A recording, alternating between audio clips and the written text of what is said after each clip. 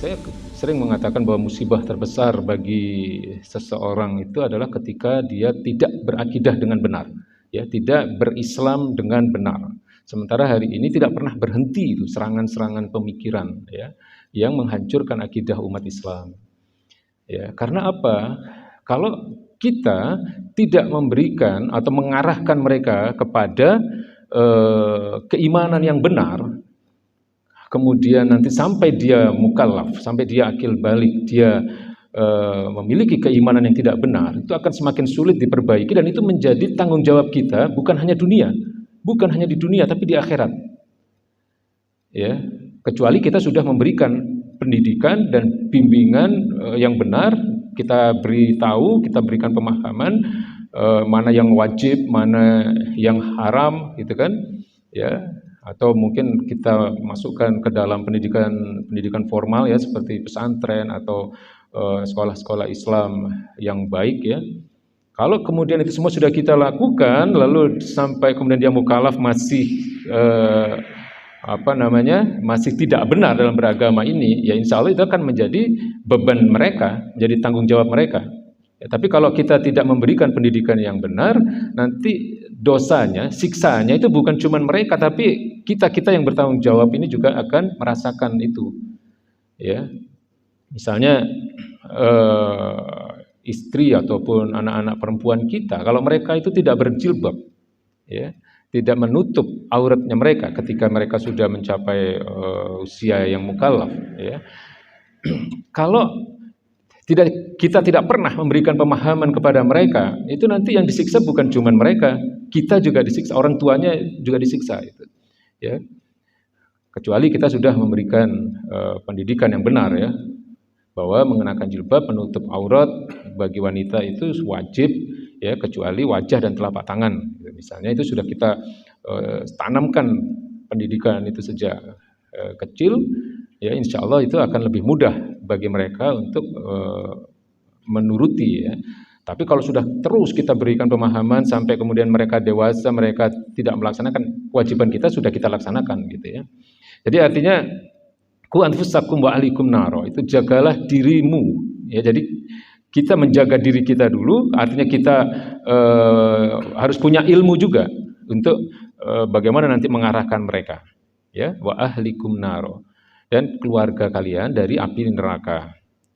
Kemudian dijelaskan di sini waquduhan nas wal hijarah. Nanti neraka itu bahan bakarnya an-nas wal hijarah, ya, manusia dan batu.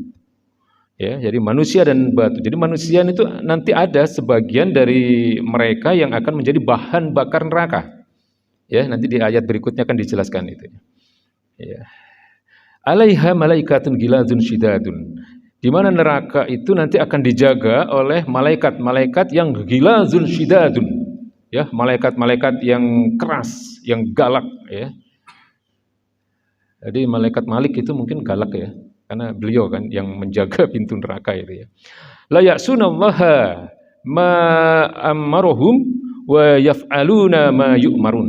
Di mana malaikat-malaikat itu mereka tidak pernah membantah, ya, tidak pernah mengingkari apa yang menjadi perintah-perintah Allah Subhanahu wa taala, wa yaf'aluna ma yu'marun, dan mereka pasti akan mengerjakan apa yang telah diperintahkan oleh Allah Subhanahu wa taala.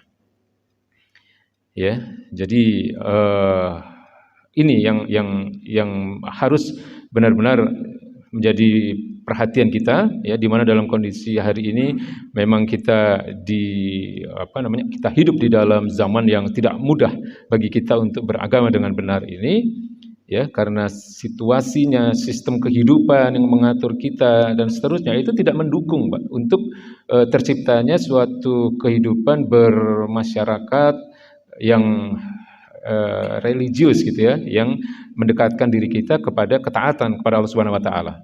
Ya, maka kita di sini benar-benar harus menjaga, ya, membentengi anak-anak kita sendiri, ya, istri kita, seluruh saudara-saudara keluarga kita lah, orang-orang yang kita cintai, ya, dari neraka yang dikatakan tadi waquduhan nas wal hijarah, yang bahan bakarnya itu adalah manusia dan batu.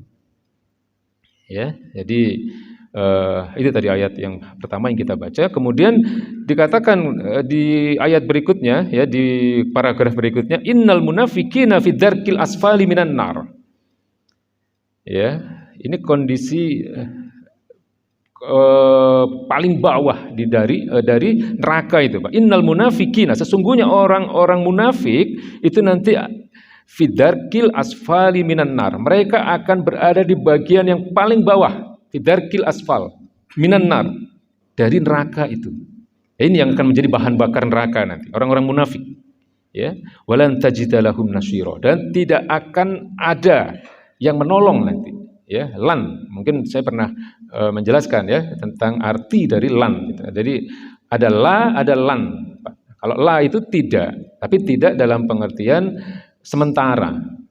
Ya, tapi kalau lan itu artinya selamanya, tidak akan. Artinya itu tidak akan. Kalau lan itu, ya, maka di dalam surat Al-Baqarah 120 itu kan walan tarto angkal Yahudi walan Nasara hatta tattabi'a milatahum.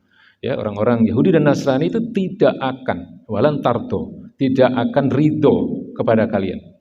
Ya. Ya, walan tarto angkal Yahudi walan Nasara hatta tattabi'a milatahum, sampai kalian mengikuti milah mereka.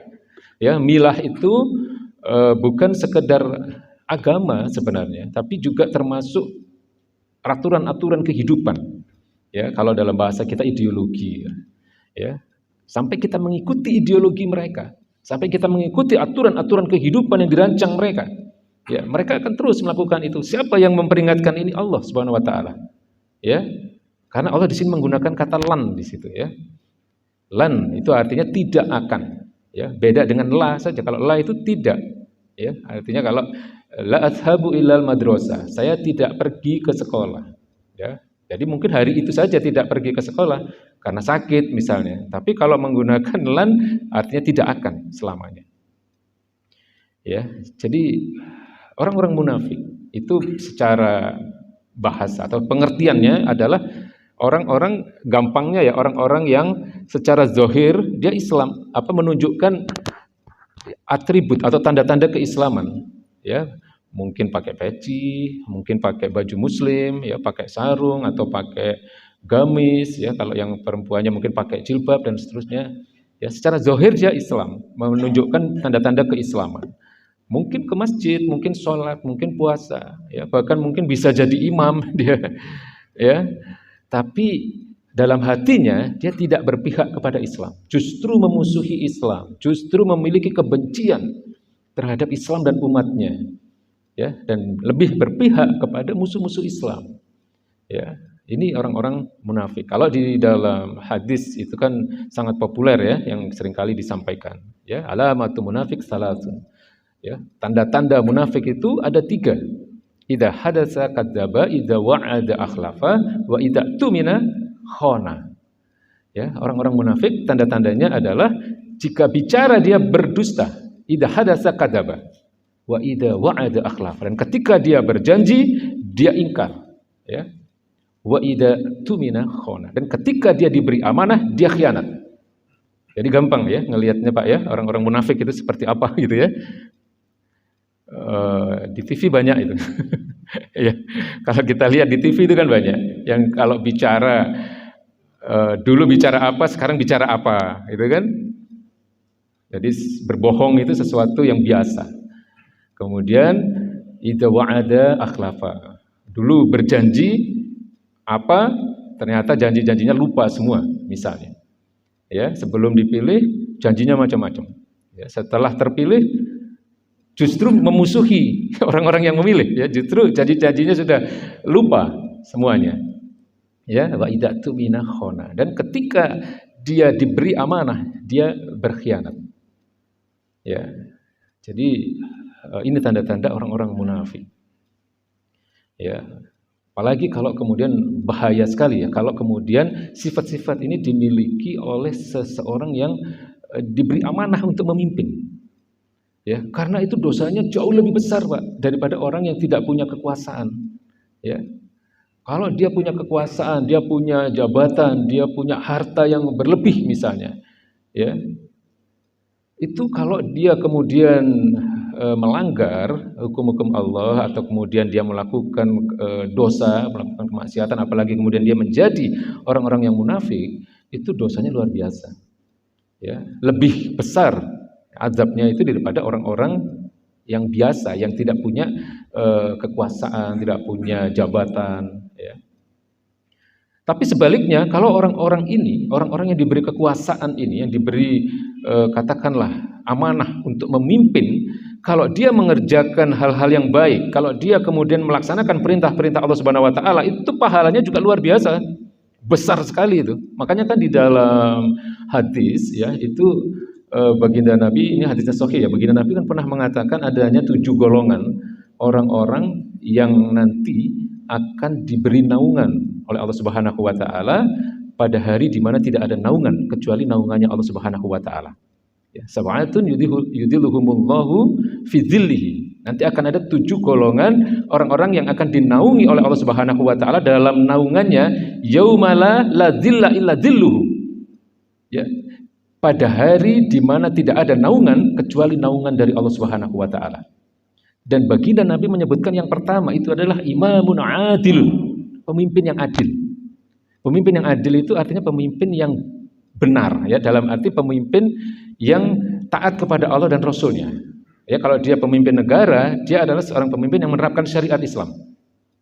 Memang di sini maknanya khalifah sebenarnya, ya, lebih kepada khalifah, yaitu pemimpin negara dalam sebuah negara yang diatur berdasarkan syariat Islam. Ya, dan dia benar-benar menjalankan itu secara benar, ya, secara total, secara istiqomah, katakanlah begitu ya, untuk menjalankan syariat Islam. Mereka orang-orang pertama yang dikatakan oleh baginda Nabi sebagai orang yang akan mendapatkan naungan dari Allah ketika pada hari tidak ada naungan kecuali naungan dari Allah Subhanahu wa taala. Imamun adil, pemimpin yang adil, pemimpin yang menerapkan syariat Islam. Yang adil itu di sini bukan dalam pengertian manusia, tapi dalam pengertian Allah dan Rasulnya, di mana yang dimaksud adil itu adalah orang-orang yang taat kepada Allah dan Rasulnya, yang menerapkan apapun yang menjadi perintah Allah dan menjauhi larangannya. Ya, jadi sebenarnya kalau orang itu punya amanah menjadi pemimpin, itu bisa menjadi jalan bagi dia untuk mendapatkan surganya Allah Subhanahu wa taala, dan surganya itu adalah surga yang bisa jadi surga yang tertinggi itu, Pak. Ya. Tapi sayangnya tidak banyak gitu orang yang memahami ini.